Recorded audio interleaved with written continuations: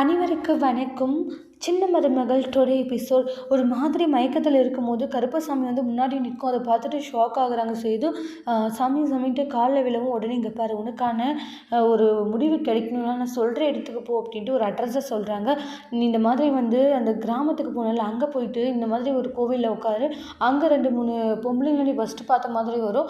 அவங்கக்கிட்டே நீ சில விஷயங்களை கேளு, உனக்கான ஒரு இது உனக்கு கிடைக்கும் அப்படின்ற மாதிரி சொல்லுவாங்க. அப்புறம் சேதுக்கு மயக்கமான தெரிஞ்சிருது.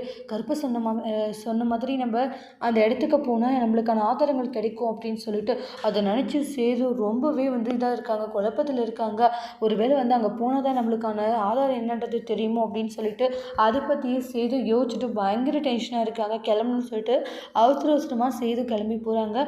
இங்கே எல்லாம் பூவெல்லாம் வெளியே போட்டுட்ருக்கவும் கத்திக்கிட்டு இருப்பாங்க. டேடி என்னடா இது போகிறப்போசலாக இருக்குது, ஒழுங்காக வேலைகளை பாருங்கடா, அம்மாச்சி தேட்டிகிட்டு இருக்காங்க. சரி அம்மாச்சின்னுவாங்க.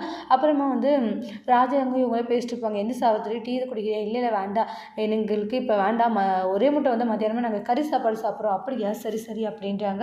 அப்புறம் பயத்தோட ஈஸ்வரி அவங்க பொண்ணையும் ஓடி வருவாங்க. ஓடி வந்ததும் உங்களுக்கு டீ காஃபி வேணுமா?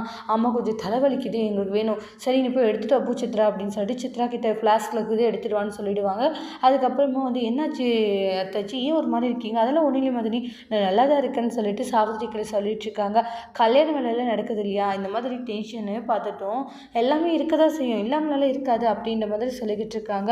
அதுக்கப்புறம் முறைச்சிக்கிட்டு இருப்பாங்க பார்த்து. அப்புறம் ராஜாங்கத்துக்கும் ஃபோன் வரும். இது மாதிரி அமைச்சர் ஃபோன் பண்ணுறாருன்னு உடனே அந்த பொண்ணோடைய அப்பா தான் சொல்லி பயந்துக்கிறாங்க. ஆனால் பார்த்தா அவங்க இல்லை, வேற ஒருத்தர். அப்பா எப்படி தப்பிச்சோம் அப்படின்ற மாதிரி சொல்லுவாங்க. அதுக்கப்புறமா ஈஸ்வரி உனக்கு 100 வயசு அவங்க தான் எனக்கு ஃபோன் பண்ணுறாங்க மறுபடின்ட்டு அந்த காவியோடைய அப்பா கிட்ட பேசிட்டு இருப்பாங்க. அவங்களோட ரியாக்ஷனே மாறும். அதை பார்த்துட்டு ஐயோ அண்ணனுடைய ரியாக்ஷனே மாறுது, போச்சு வசமாக மாட்டிக்கிட்டோம் அப்படின்ட்டு பயந்துக்கிட்டு இருப்பாங்க. அப்புறம் பார்த்தா அவர் பேனரில் எங்களுடைய ஃபோட்டோ வைக்கல அப்படின்ற மாதிரி சொல்லியிருப்பாங்க.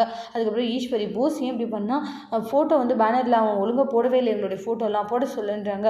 அப்படியே சரிங்கன்றாங்க. அதுக்கப்புறம் அவங்களோட வேலையை பார்த்துட்டு போவாங்க. அப்பா எப்படியும் நம்ம தப்பிச்சோண்டி, நம்ம இல்லைன்னா வசமாக மாட்டிருப்போம் அப்படின்னுவாங்க.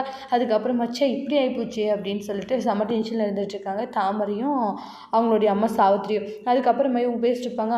அப்போ தான் இருந்துட்டு ஈஸ்வரி மகளும் அம்மாவும் என்னடி பேசிட்டு இருக்கீங்கன்னுவாங்க. அது எங்களுடைய விஷயம், உனக்கு என்னத்துக்கு அப்படின்னு சொல்லிட்டு திட்டிட்டு போயிடுவாங்க. அப்புறம் போஸ் அந்த மலை பகுதிக்கு போகிறாங்க. அங்கே ஒருத்தர்கிட்ட இந்த மாதிரி அட்ரஸ் கேட்பாங்க. இவ்வளோ நேரத்துக்கு அவர் இருப்பாருன்னு தெரியல, ஆனால் கோவில் சுற்றிட்டு வருவார், அவர் அங்கே தான் இருப்பார், போய் பாருங்கள். அப்படியா, சரி ஓகே அப்படின்னு சொல்லிட்டு போகிறாங்க. அதுக்கப்புறமா பார்த்தீங்கன்னா அதே மாதிரி அந்த கோவிலில் உட்கார சொல்லுவாங்க. அந்த கோவில்கிட்ட சேது வெயிட் பண்ணிகிட்ருக்காங்க. எப்படியாச்சும் அந்த போஸோடைய விஷயத்தை தெரிஞ்சுக்கணுன்ட்டு காவியக்கு ஈஸ்வரி கால் பண்ணுறாங்க. இங்கே பாருமா, கல்யாணத்தை நிப்பாட்டிடு, என் பையன் பண்ணது தப்பு தான், நான் உங்கள்கிட்ட மன்னிப்பு கேட்டுக்கிறேன், இனி என் பையன் ஒழுங்காக திரிஞ்சு இருப்பான் அப்படின்ட்டாங்க. இங்கே பாருங்கள், என்ன பண்ணாலும் உங்கள் பையன் திரிஞ்சு ஒழுங்காக இருக்க மாட்டான் அப்படின்ட்டாங்க. இல்லைம்மா கண்டிப்பாக ஒழுங்காக இருப்பான் அப்படின்னு எவ்வளோ சொல்கிறாங்க. இங்கே பாருங்கள், நான் சொல்ல வேண்டிய நேரத்தில் கண்டிப்பாக சொல்லுவேன் அப்படின்னு சொல்லிட்டு ஃபோனை வச்சுருவாங்க. அப்புறமா போஸு பார்த்து பயங்கரமாக முறைச்சிட்டு இருக்காங்க அவங்களுடைய அம்மா. அதுக்கப்புறம் தாமரையும் அவங்களுடைய அம்மா வருவாங்க. இங்கே பாருங்கள், கல்யாணம் நிற்க வேண்டிய நேரத்தில் அதுவே தன்னால் நிற்கும் அப்படின்ற மாதிரி அவங்க பேசிட்டு அங்கேருந்து போகிறாங்க. இப்படி ஆயிடுச்சேன்றாங்க, நீ பண்ண ஒரு விளைவுனால இந்த கல்யாணம் நடக்குமா நடக்காதான்ட்டு ஒரு பதட்டமாக இருக்குது, இப்படி பண்ணி வச்சிருக்கேடா அப்படின்ட்டு ஈஸ்வரி செம்ம கடுப்பில் இருந்துட்டு இருக்காங்க. அதோட இந்த எபிசோட் முடிச்சிருக்காங்க. இனி வரக்கூடிய எபிசோடில் என்ன மாதிரி ஒரு டோஸ்ட் வரப்போதுன்ட்டு வெயிட் பண்ணி பார்க்கலாம். இந்த வீடியோ உங்களுக்கு பிடிச்சிருந்தா லைக் பண்ணுங்கள், கமெண்ட் பண்ணுங்கள், ஷேர் பண்ணுங்கள். மறக்காமல் நம்மளோட சேனலை நீங்கள் சப்ஸ்கிரைபர் பண்ணிக்கோங்க. Thank you friends.